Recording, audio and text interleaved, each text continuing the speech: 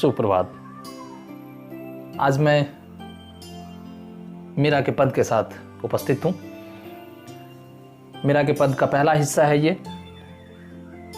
इससे पहले कि हम इस पद की ओर बढ़ें, थोड़ी सी जानकारी मीरा के संबंध में।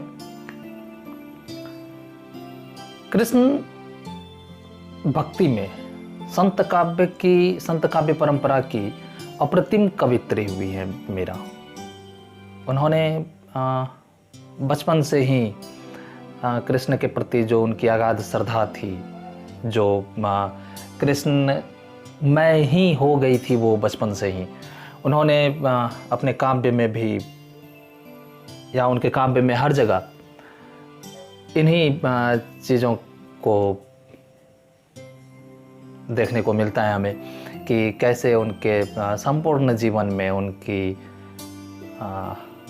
कृष्ण की प्रतिछाया हमेशा दिखती है।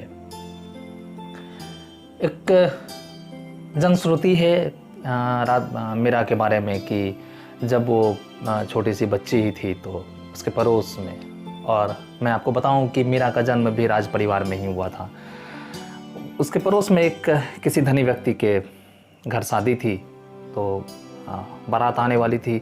मीरा भी अपनी माँ के साथ अपने छत पर खड़ी होकर के, अपने झरोखे से खड़े होकर के उस बारात को देख रही थी। अचानक उस छोटी बच्ची के मन में एक सवाल आता है और वो अपने माँ से पूछती है कि मेरा दूल्हा कौन है। तो जैसे लोग छोटे बच्चे को बहलाते हैं या उससे मजाक करते हैं, तो उसकी माँ ने भी उसे कह दिया कि तेरा दूल्हा कृष्ण है।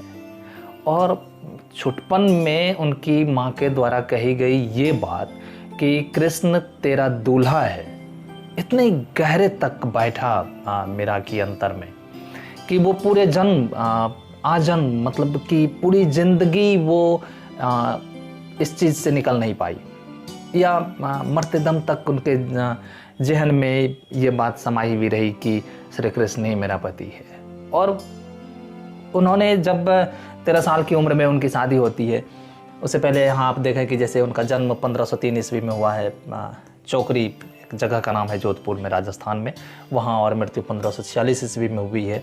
बेहद कम आयु मिली उन्हें, 43 साल की अल्पायु में ही वो इस दुनिया को छोड़कर चली गई।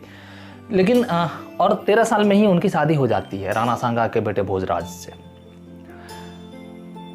वो शादी के लिए तैयार नहीं थी क्योंकि वो श्री कृष्ण को अपना पति मान चुकी थी। फिर भी जबरन उनकी शादी कर दी जाती है। घर वालों को लगता है कि शादी करने के बाद इसकी जीवनचर्या बदलेगी और ये सामान्य ज़िंदगी में लौट पाएगी, लेकिन शायद ये गलतफहमी थी उनके परिवार वालोों की। वो वहाँ शादी राणा सांगा के बेटे से उसकी शादी हो जाती है। कुछ दिन बाद ही उनके पति की मृत्यु हो जाती है, लेकिन वहाँ भी उसके रंग ढंग नहीं बदलते हैं। अपने ससुराल में भी वहाँ भी वो कृष्ण भक्ति में लीन रहती है, संतों के साथ सत्संग करना, नाचना गाना, कृष्ण भक्ति में लीन रहना, यही उनकी दिनचर्या बन गई थी। और ये बातें उस वक्त में या अभी भी किसी को भी पसंद नहीं आएगी अगर उसके परिवार की कोई पुत्रवधू इस तरह की चीज़ों में संलग्न हो जाए। तो राणा सांगा को भी पसंद नहीं था। तो एक बार मीरा को जहर दिया गया राणा सांगा के द्वारा। आपने शायद वो भजन सुना होगा कहीं लाउड स्पीकर पर बजते हुए कि राणा ने विष जो दिया, मीरा ने मानो अमृत पिया। वो कहते हैं कि सच्ची घटना थी।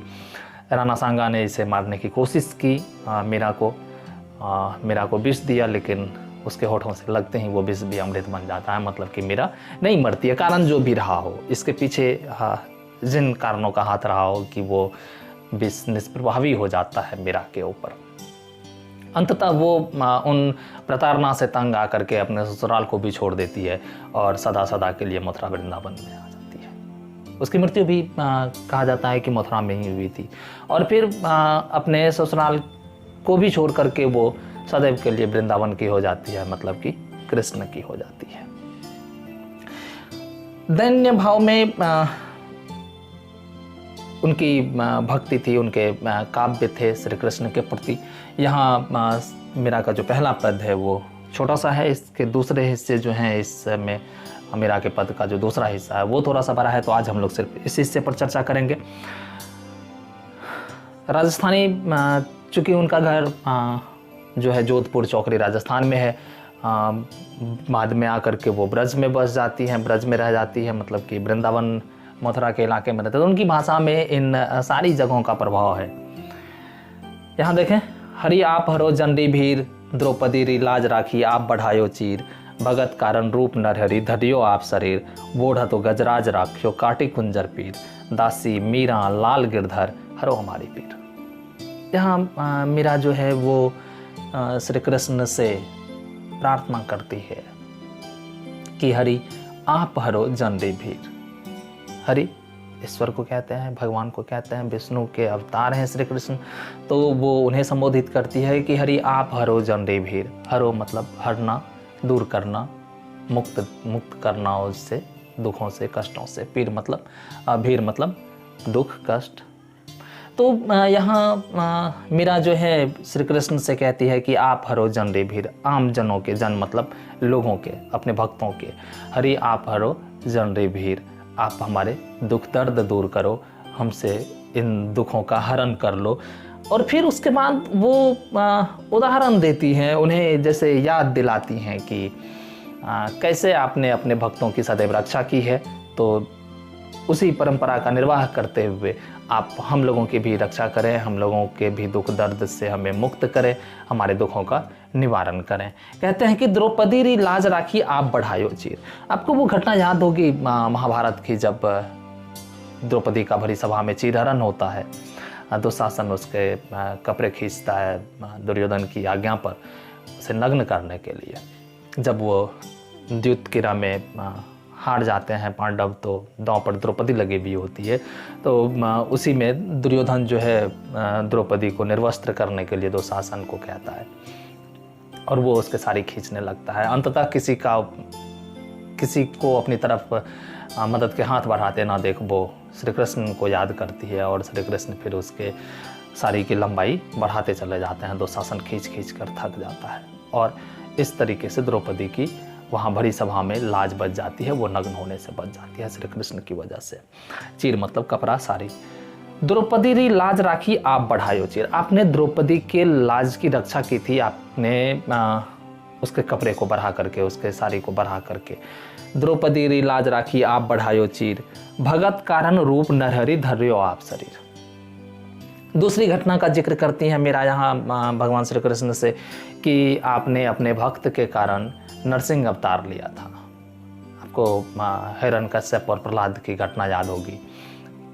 और उसी प्रहलाद की रक्षा के लिए, चूँकि हिरण्यकश्यप को वरदान मिला हुआ था कि ना तो घर में, ना बाहर में, ना दिन में, ना रात में कोई मुझे नहीं मार सकता। इस तरह की जो पहले के समय में भगवान लोगों को वर दिया करते थे, तो उसी वरदान की वजह से वो अजय हो गया था। तो इन सारी संभावनाओं के बीच में ईश्वर ने अपने भक्त की रक्षा के लिए समय तलाशा था कि न दिन था न रात था। मतलब कि संध्या काल में जो समय होता है, जो दिन और रात का जो संधि काल होता है, उस समय में न घर में न बाहर में, मतलब देहरी में उन्होंने उसकी हत्या की थी। न कोई नर न पशु, इसीलिए उन्होंने दोनों का मिला जुला हुआ रूप नरसिंह अवतार लिया था भगवान विष्णु ने। तो वो कहते हैं कि भगत कारण रूप नरहरि धर्यो आप शरीर। आपने अपने भक्त की रक्षा करने के लिए नरसिंह अवतार लिया था। बूढ़ा तो गजराज राख्यो कांटी कुंजर पीर। और जब वो गजराज जो प्रतिदिन भगवान विष्णु को कमल के पुष्प ला करके चढ़ाता था, और एक दिन जब वो कमल के पुष्प गजराज पोखर में उतरता है कमल के फूल के लिए, तो वहाँ मगरमच्छ जो है उसे पकड़ लेता है और कहते हैं कि मगरमच्छ पानी में हाथी से भी ज़्यादा शक्तिशाली होता है। वो उसे पानी की तरफ खींचता चला जाता है और अंततः गजराज जो है वो फिर अपने भगवान को स्मरण करते हैं और तब भगवान आकर के उसकी प्राणों की रक्षा करते हैं, उसकी जान बचाते हैं। तो मेरा यहाँ कहती है कि बूढ़ तो गजराज राखियो, मतलब डूबते हुए गजराज को, बूढ़ तो मतलब उसने अपनी उसके जान फंसे हुए थे, वो मृत्यु के ग्रास में जा रहा था। तो उस गजराज की आपने काटी कुंजर पीर, मतलब कि उस कुंजर हाथी की भी आपने पीरों का उसके दुखों का, उसके कष्ट का हरण किया था काटी कुंजर पीर। बूढ़ा तो गजराज राखियो काटी कुंजर पीर, दासी मीरा लाल गिरधर हरो हमारे पीर। और इसी तरीके से मैं भी आपकी दासी हूं, आप मेरे देव हैं, मेरे मालिक हैं, मेरे सब कुछ हैं। तो दासी मीरा लाल गिरधर हरो हमारी पीर। तो हे गिरधर, इसी तरीके से जिस तरह से आपने अपने तमाम भक्तों के दुखों का हरण किया है, उससे तारा है, उसी तरीके से मेरी भी रक्षा करें, मेरे भी पीड़ा से मुझे मुक्त करें। आज के लिए बस इतना ही।